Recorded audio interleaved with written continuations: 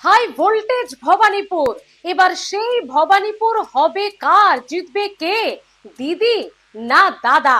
নন্দীগ্রামের মাধ্যমে যে লড়াই দেখেছিল গোটা রাজ্য, যে হাই ভোল্টেজ লড়াই, এবার একেবারে হাই ভোল্টেজ কেন্দ্রে সেই হাই ভোল্টেজ লড়াই দেখতে চলেছে গোটা রাজ্য। হ্যাঁ, যেখানে একেবারে তৃণমূল সুপ্রিমো মমতা বন্দ্যোপাধ্যায় বনাম বলা ভালো যে আরো এক বড় পদের অধিকারী শুভেন্দু অধিকারী, বিরোধী দলনেতা। মানে রাজ্যের পরপর যদি দুটো বড় পদ আমরা দেখি, মুখ্যমন্ত্রী এবং বিরোধী দলনেতা, সেই দুটি মুখেরই লড়াই ভবানীপুরে। তো সেই ভবানীপুর তো তৃণমূলের শক্ত ঘাঁটি। 2011 সাল থেকে ইলেকশন হোক বা বাই ইলেকশন, মমতা বন্দ্যোপাধ্যায় জিতে আসছেন। যে তৃণমূল প্রার্থী দাঁড়ান না কেন তিনি জিতছেন।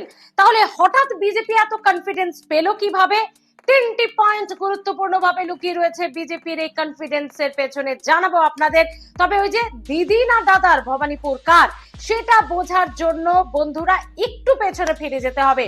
2011-তেও মমতা বন্দ্যোপাধ্যায় জিতেছেন, 16-তে মমতা বন্দ্যোপাধ্যায় জিতেছেন, 21-এও মমতা বন্দ্যোপাধ্যায় জিতেছেন। 2011 এবং 2016-তে যদি আমরা দেখি 73 এবং 65,000 ভোট, আর 2021-এ 85,263টি ভোট পেয়েছিলেন মমতা বন্দ্যোপাধ্যায়, 71.9%।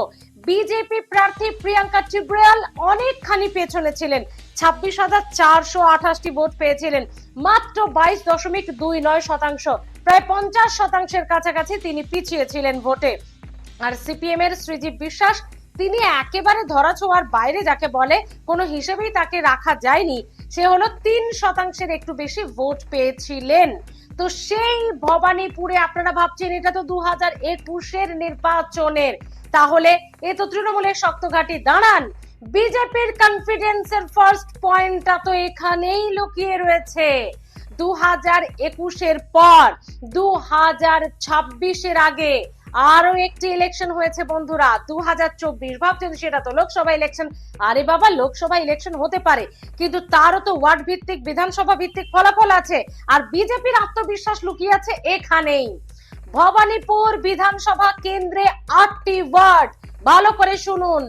বিজেপির কনফিডেন্স, কারণ এই 8টি ওয়ার্ডের মধ্যে 5টিতে লোকসভা নির্বাচনে বিধানসভা ওয়াইজ ফলাফলে, ওয়ার্ড ভিত্তিক ফলাফলে এগিয়ে ছিল বিজেপি।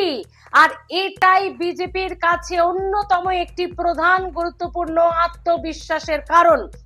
কোন কোন ওয়ার্ড জানতে চান? তাহলে শুনুন। 63 নম্বর, 70, 71, 72, 74 নম্বর ওয়ার্ডে বিধানসভা নয়, একেবারে লোকসভা নির্বাচনের ফলাফলে, ওয়ার্ড ভিত্তিক ফলাফলে এগিয়ে বিজেপি। এই 2024-এর ফলাফল বলছি বন্ধুরা আপনাদেরকে। হ্যাঁ, আর এখানেই বিজেপি আশায় বুক বেঁধেছে। আরো দুটো পয়েন্ট আছে, বলবো পরে, একটু দাঁড়ান, পুরো ভিডিওটা তো দেখতে হবে। তার আগে বন্ধুরা আপনারা একটু লিখুন তো, আপনারা একটু কমেন্টস করুন প্লিজ, কারা, কে জিততে পারে, কারা, কোন দল জিততে পারে ভবানীপুরে, দিদি না দাদা? ভবানীপুর এবার কার, একটু কমেন্ট করুন, আর আমরা আরো ভালো করে বিশ্লেষণ করার একটু চেষ্টা করি। তো যেটা বলছিলাম, 5টি ওয়ার্ড, 8টি ওয়ার্ড নিয়ে ভবানীপুর বিধানসভা, তার মধ্যে 5টিতেই এগিয়ে বিজেপি। এবং অমিত শাহ, তিনিও দেখলেন তো শুভেন্দু অধিকারীর নমিনেশনে তিনি চলে এলেন এবং তার সঙ্গে গিয়ে নমিনেশন ফাইল করলেন। শুধু তাই নয়, অমিত শাহ আবার শুভেন্দু অধিকারীর হয়ে কি বললেন, বলছেন শুভেন্দু দা তো শুধু নন্দীগ্রামে দাঁড়াবে বলেছিল। আমরা বললাম না না, মমতা বন্দ্যোপাধ্যায়ের গড়ে ঢুকে তাকে হারাতে হবে। গোটা রাজ্যে তৃণমূল হারবে, ভবানীপুরেও তৃণমূল হারবে।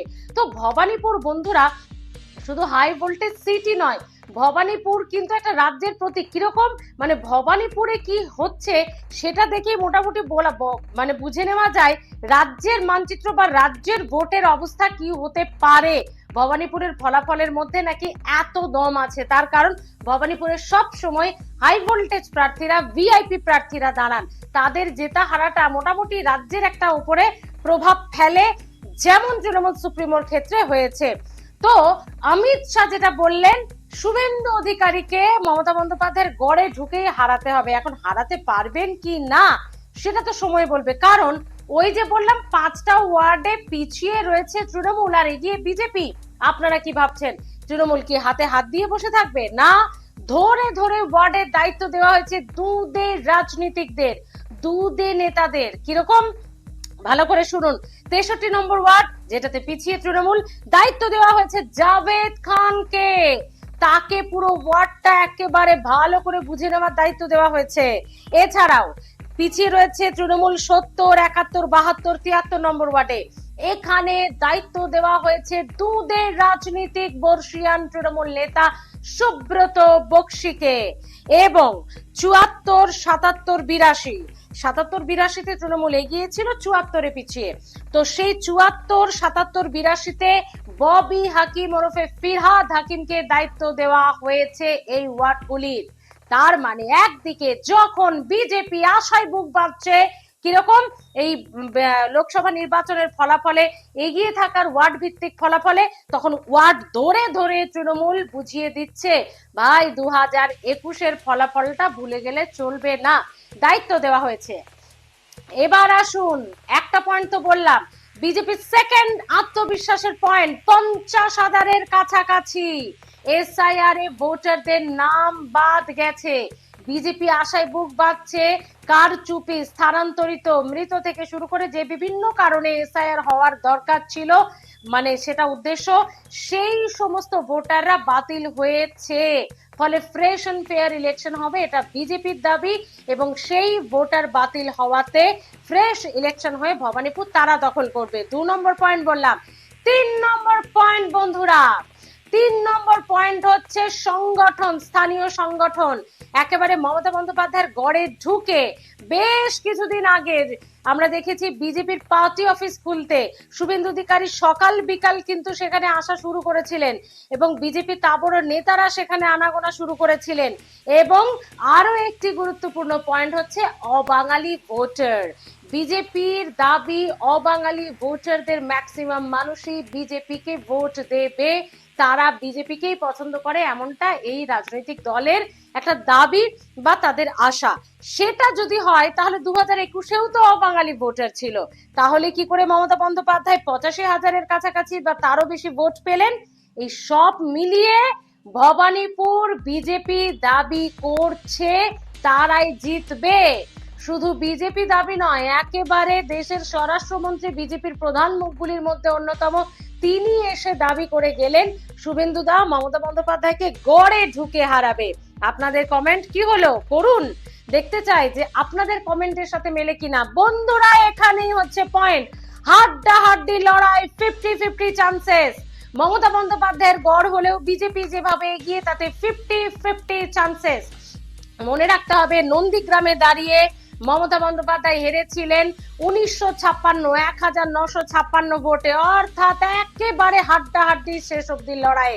আর এবারও ভবানীপুরে সেই হাড্ডাহাড্ডি লড়াই, সেই হাই ভোল্টেজ লড়াই রাজ্য দেখতে চলেছে শেষ মুহূর্ত অব্দি। বন্ধুরা কিচ্ছু বলা যাবে না, কি হবে তা অবশ্যই 4 মে অপেক্ষা করতেই হবে তার জন্য। তবে তার আগে অভিষেক বন্দ্যোপাধ্যায় কিন্তু চ্যালেঞ্জ ছুড়ে দিয়েছেন, ভবানীপুর জিতে দেখাক বিজেপি। অভিষেক বন্দ্যোপাধ্যায়ের এই চ্যালেঞ্জ, অমিত শাহ নন্দীগ্রাম নয়, শুভেন্দু অধিকারীকে গড়ে ঢুকে মমতাকে হারানোর চ্যালেঞ্জ। অর্থাৎ বুঝতে পারছেন ভবানীপুর একটা হট সিট হয়ে গেছে। ভবানীপুর মানেই কার্যত দেখা যাচ্ছে একেবারে কঠিন চ্যালেঞ্জে দুই রাজনৈতিক দল, আর সেখানে দুই প্রধান একদম ঝাঁপিয়ে পড়ছেন বলা চলে। আর আরো একটা কথা বলে রাখি, ভবানীপুরকে এতখানি গুরুত্ব দিয়েছে বিজেপি, শুধু অমিত শাহ নমিনেশনে শুভেন্দু অধিকারী এলেন না, আলাদা ইস্তেহার এই ভবানীপুরের জন্য। ভাবতে পাচ্ছেন বিশাল পয়েন্ট দেওয়া হয়েছে, তার মধ্যে কয়েকটা গুরুত্বপূর্ণ পয়েন্ট বলি। সাংস্কৃতিক ঐতিহ্যের সংস্করণ, উন্নত পরিকাঠামো, স্বাস্থ্যের উন্নতি, সুদৃঢ় আইন শৃঙ্খলা, নিরাপত্তা, যুব কল্যাণ এবং সামাজিক ন্যায় বিচার, এরকম ভারী ভারী সব গুরুত্বপূর্ণ আলাদা ভাবে এই ভবানীপুরের জন্য ইস্তেহার করা হচ্ছে। তাহলে বন্ধুরা আপনারা তো কমেন্ট করছেন, কমেন্ট করতে থাকুন, দেখি কোন দিকে পাল্লা ভারী। আপনাদের কমেন্ট, আপনারা রাজ্যের যে কোনো কোনায় বসে থাকুন না কেন, আপনাদের কমেন্টেই বোঝা যাবে ভবানীপুর হবে কার, ভবানীপুরে জিতবে কে, দিদি না দাদা, ভবানীপুর হবে কার, দিদির না দাদার। কমেন্টে লিখুন ভবানীপুর দাদার, কমেন্টে লিখুন ভবানীপুর দিদি। অর্থাৎ দেখা যাক যে কোন কমেন্টটা বেশি আসছে, শেষ পর্যন্ত পাল্লা ভারী কোন দিকে। তবে এই ভবানীপুর কিন্তু মমতা বন্দ্যোপাধ্যায়কে কোনোদিন নিরাশ করেনি, তৃণমূলকে কোনোদিন নিরাশ করেনি, অন্তত 2011 সাল থেকে তো বটেই। ইলেকশন হোক বা বাই ইলেকশন, সব সময় কিন্তু তৃণমূল বা মমতা বন্দ্যোপাধ্যায় জিতেছেন। তাহলে এবার এই যে 3-4টে পয়েন্ট বললাম, বিজেপি যাতে আত্মবিশ্বাস, যাতে কনফিডেন্ট, সেই আত্মবিশ্বাসে ভর করে কি ভবানীপুরে এবার পরিবর্তন? আর ভবানীপুরে যদি কোনোভাবে পরিবর্তন হয়ে যায় তাহলে কি গোটা রাজ্যে সেই এফেক্ট পড়বে? কে দাঁড়িয়েছে জানেন? পুরো লিস্টটা একটু জানিয়ে দিই আপনাদেরকে। তৃণমূলের তরফ থেকে তো মমতা বন্দ্যোপাধ্যায় জানেন, বিজেপির তরফ থেকে শুভেন্দু অধিকারী জানেন, সিপিআইএম এর তরফ থেকে দাঁড়িয়েছেন শ্রীজীব বিশ্বাস। তিনি কিন্তু 2021-এও দাঁড়িয়েছিলেন, ভোট পেয়েছিলেন 4,500-এর কাছাকাছি। এবং কংগ্রেসও ভবানীপুরে কিন্তু প্রার্থী দিয়েছে বন্ধুরা। এখানেও একটা বিষয়, ভোট কাটাকাটিও হতে পারে। কংগ্রেসের কিছু সমর্থক তো আছে যারা কংগ্রেসকে ভোট দেবেন।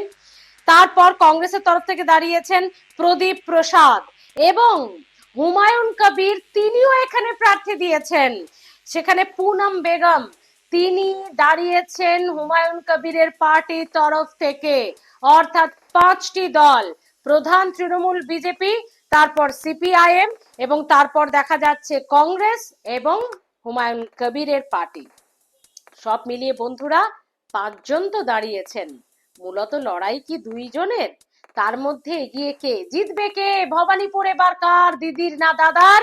মোটামুটি বিশ্লেষণ করার চেষ্টা করেছি, এবার পালা আপনার। লিখে ফেলুন। দেখা হচ্ছে পরের ভিডিওতে, ভালো থাকুন।